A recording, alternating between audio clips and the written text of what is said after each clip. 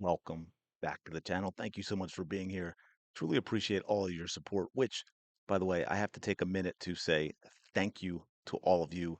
I almost didn't upload the video from yesterday. It ended up being like 22 minutes long, and it was just me talking about the realities of basketball, which what I was seeing with the Indiana Fever. There wasn't, it wasn't a I mean, I guess you could say there was drama in it. There always is going to be a little of that when discussing and debating sports, but it was really what I would call a basketball video, something you might see, on FS1 or ESPN back when they were good. So I wasn't expecting a lot, but y'all really supported it. A lot of people absolutely loved it. I don't think I've replied to anyone, but I've been going through the replies. But there are more replies, comments on that video than I usually get likes. It's one of the best performing videos I've had in a long, long time. So thank you to all of you who enjoyed that. If you didn't see it, go check it out. And I do have another one coming out later that turned out pretty long too.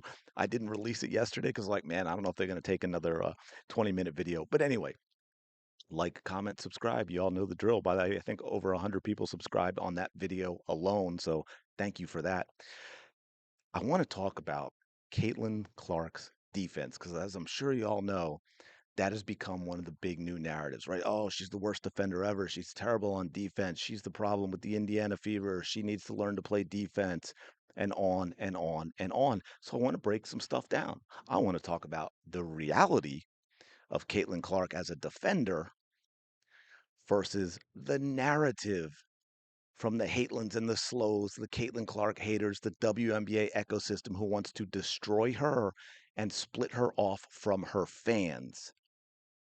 And that, of course, is the narrative. So we are going to get into some video and we're going to get into some numbers that people just, for some reason, don't seem to want to talk about when it comes to Caitlin Clark's defense, because a lot of it makes them look stupid. It makes Stephanie White look like an incompetent, inept coach who should not be coaching fifth graders. But that again is the reality versus the narrative. So let's dig in.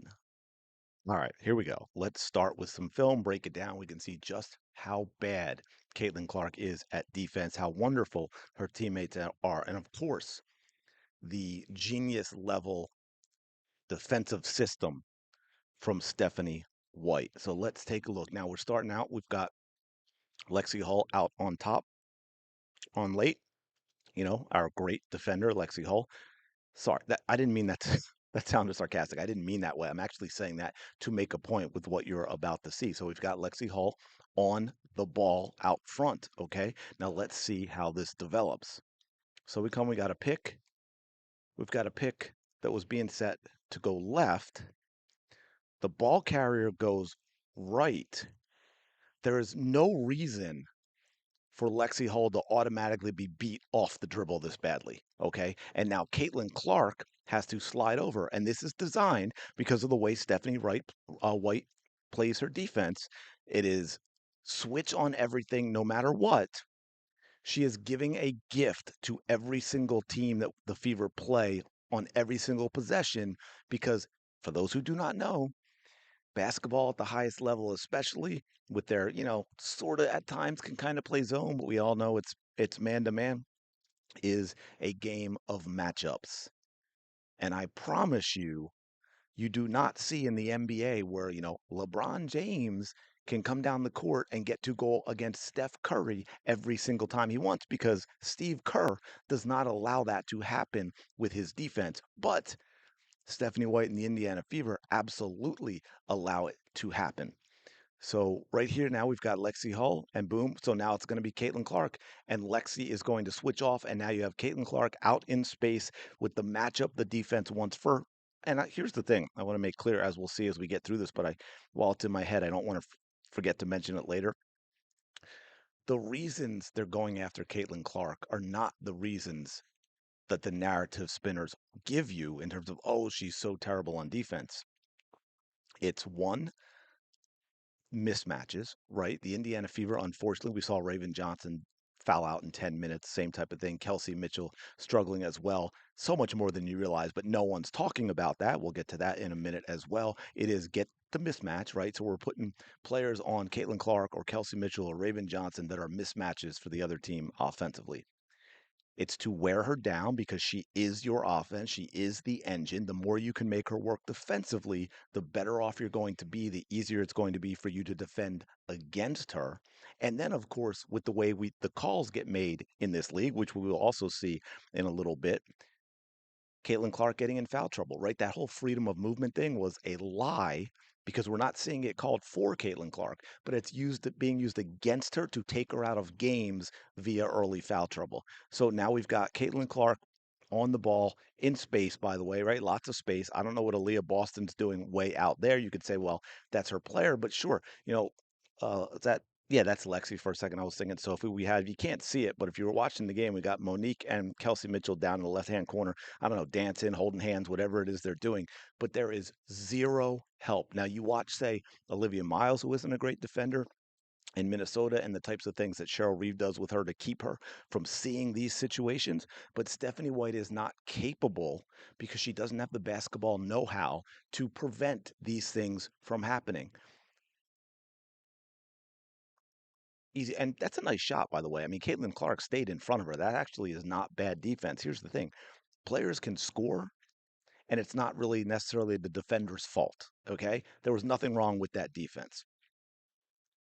Okay, now we're going to see the same type of thing over here. The way it comes out. I want to back up. Let me just back up a little bit. Okay. Well, now you say, now here's a couple of things you see. Watch this. So they get up quick.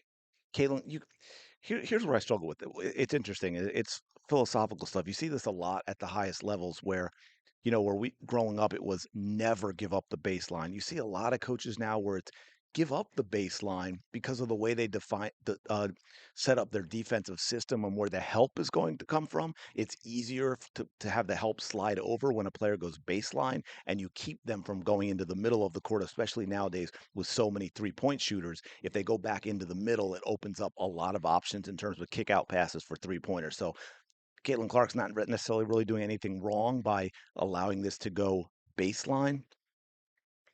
Okay, but Aaliyah Boston, I want to back up just a second. I know you all hate when I do that, but pay attention to Aaliyah Boston, right? She's very late, right? She's going to the player that's underneath the basket. Look where she is. That is Aaliyah, right? I'm sorry, this is not the highest quality thing. So I'm not like, wait, that's not Monique. No, so, and you look at the corner, right? Kelsey Mitchell is on an island. That's usually where that backside help is going to come from. A lot of times, I mean, it should be Aaliyah Boston, but if she's not, it's going to come backside where they're going to come cut off that baseline when the initial player, in this case, Caitlin Clark, is beat. And again, that is not an easy shot. But you know what's crazy? They actually called a foul on Caitlin Clark here. She got bailed out. There's no foul there. She doesn't touch her. She doesn't touch her. It was again actually good defense by Caitlin Clark. Now here, same thing. We're going to come out. We're going to set the pick on Lexi Hull so we can get Caitlin Clark isolated in a mismatch because the Indiana Fever will not switch. They will not fight through picks. They always will switch. So boom, just like that, simplest thing in the world. They come down, hey, we get the matchup we want every single time. Zero adjustments from Stephanie White.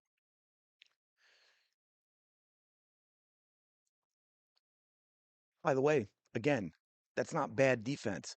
That's a nice drive. And let's face it, if it weren't Caitlin Clark, that's probably called an offensive foul. Okay. If we look at that again, an offensive foul, people will talk about her arms, but you can be going backwards as a defender, right? You don't have to actually be standing still. If you're going backwards as a defender and that's still your space and the offensive player is running you over, it's an offensive foul. Caitlin never touches her with her hands. But again, if you're not going to call it an offensive foul, it's still not bad defense. Here we go again. Lexi Hull, right? The player late scoring on Caitlin Clark in these plays is actually Lexi Hull's player, but Stephanie White's defensive philosophy takes it away completely every single time. I don't even know what this was. Why are they switching? What is this switch and why is Lexi Hull so damn late on it? Like it's I need a moment. I can't take this anymore. I don't know. And look, again, I don't even mean to feel like I'm throwing Lexi Hall under the bus because it's a philosophical thing. And the players seem very confused as to what it is that they're supposed to be doing because Stephanie White's not making any sense with this switch on everything. So the other team doesn't even need to set picks anymore. And the switch happens. So now we've got Caitlin Clark out on her again. Kelsey Mitchell is not seeing ball. You should always see ball. Now, watch this. Speaking of making no sense, pay attention to Aaliyah Boston. I think this is the play with Aaliyah Boston.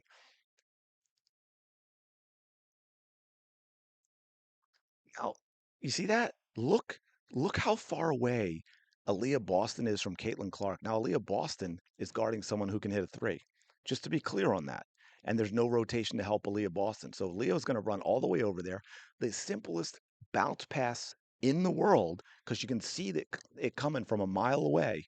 Let me just go right to where Aaliyah Boston was, and there's no one. It is Monique Billings doesn't shift out, right?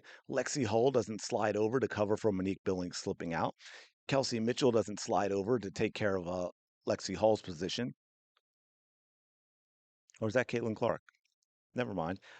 And so wide open three. Yeah, that was Caitlin Clark. Sorry, wide open three is wide open three. And we'll get another one. I think this is Kelsey Mitchell getting beat off the dribble badly. And then they get the rebound. I mean, that's not even Caitlin Clark's player, but you saw the beat off the dribble. I probably didn't need to show that one. I could have taken that out. Sorry about that. So let's see what we got here. So, okay, so we're going to slow out and look. Oh, yep. Just like that. Again, just like that, we are going to get the matchup we want because the Fever, without even really setting a pick, like, look at that. There's nothing. It's just, she's going to come out and I'm just going to hand her the ball and stop for a second. Look at all that space. Sophie Cunningham could easily go over top this screen, easily go over top this screen. But she doesn't. She just stays there. And now Caitlin Clark is 1-on-1 in another mismatch. And again, not terrible. I mean, a good offensive player in that position is should get a shot off, right? Like that's I don't know what you're going to do there. And here we go again. Kelsey Mitchell gets bailed out now because she's playing that player, and we're just going to switch, easy switch. And now Caitlin Clark, once again on an island, never gets any help from her team. Stephanie White does nothing with rotations. By the way, Caitlin Clark even mentioned that after the game, and then Stephanie White had excuses about it as well when Caitlin Clark was very truthful and honest and correct about the lack of rotations being quick enough to get over. And here we go. So now we've got Caitlin Clark on an island. Hines Allen comes over, gets thrown out. Now watch, look at the lane. Are y'all seeing the lane?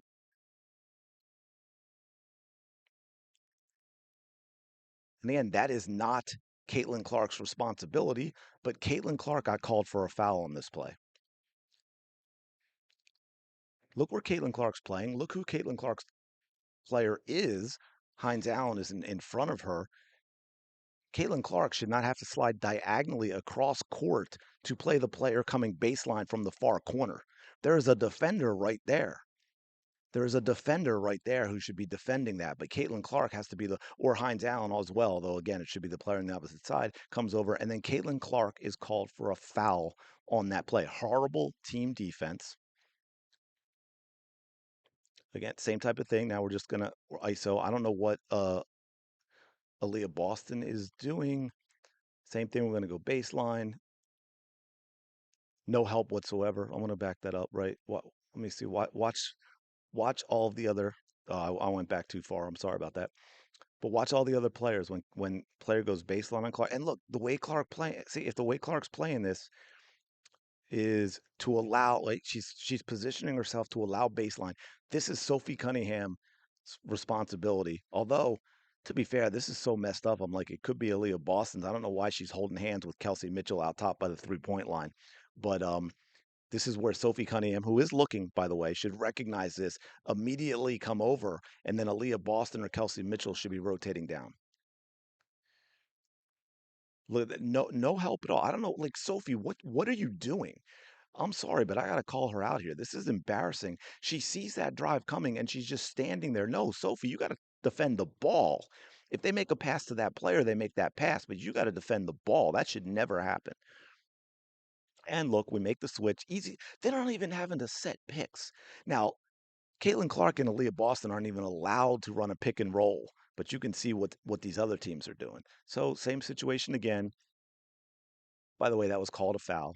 Yeah, I mean, it's absurd.